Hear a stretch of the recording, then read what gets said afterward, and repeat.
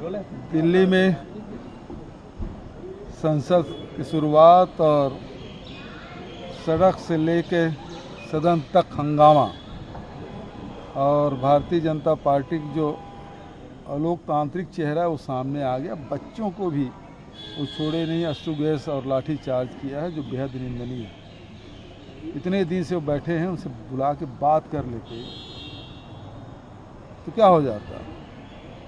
गलती तो उन्होंने की है और गलती का परिणाम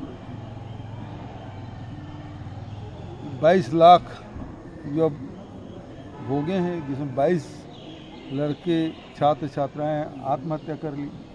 इस सब हत्या का अपराध इनके माथे पर है, सर माथे पर।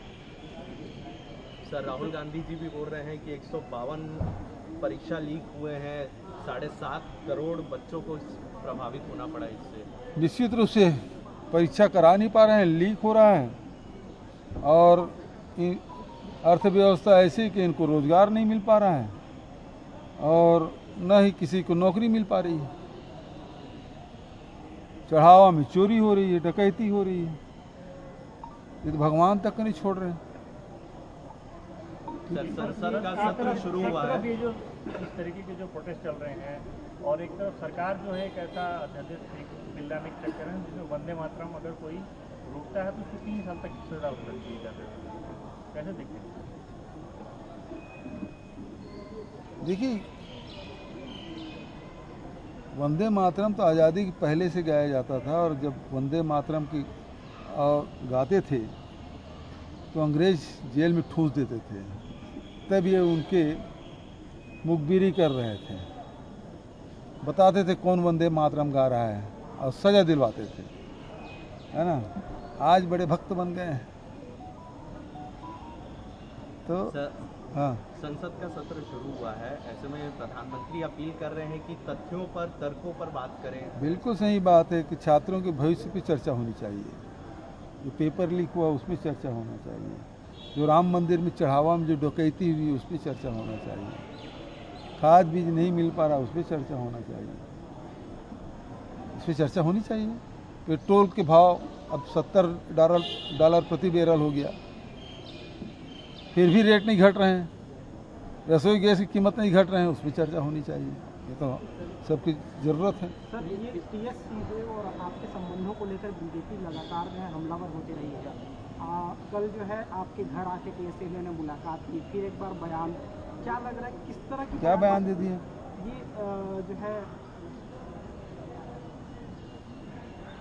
राम विचार नेताम बोल रहे हैं कि दिल मिले या ना मिले, नजर जरूर मिल रही है। लेकिन इस तरह के बयान जो है आप लोग के बीच में जो है फूट की बातें भी कहते हैं, दूसरी तरफ आप लोग मुलाकात करते हैं तो भी इस तरह के बयान देते हैं। भारतीय जनता पार्टी बेहद बेचैन है। अभी अविश्वास प्रस्ताव रखे, हम लोग रखे नेताजी के नेतृत्व में, मान जी के, तो ये तो भाषण ऐसे दे रहे थे जैसे अविश्वास प्रस्ताव मेरे खिलाफ है।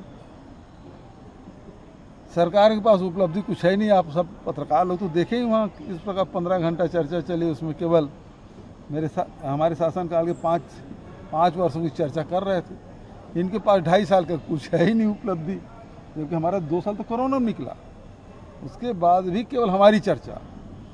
अब टीएस सिंहदेव जी बच्चे का आशीर्वाद देने आ गए थे, क्योंकि पीछे 1 साल पहले चैतन्य के जन्मदिन के दिन ईडी भेजे थे, है ना।